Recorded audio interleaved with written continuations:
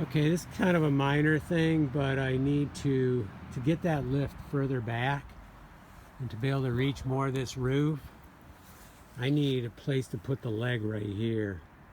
Now that's a good almost 2 feet. By the time I dig it down, it's going to be 2 feet lower than that.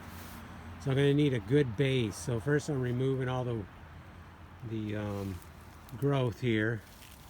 Can't remember the name of that, but it's kind of a cool vine.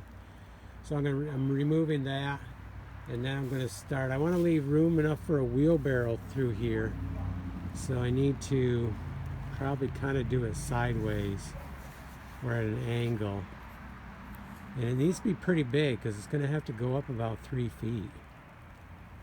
So I don't know if you can tell, we're on a hillside here, and to get that lift further back, I need to be able to come back another 3 feet from where that leg is.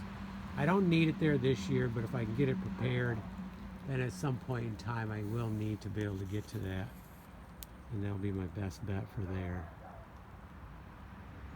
Okay, let's dig it out, get a good base, kind of dig into the side hill, and then I will get down to really good stuff, hard,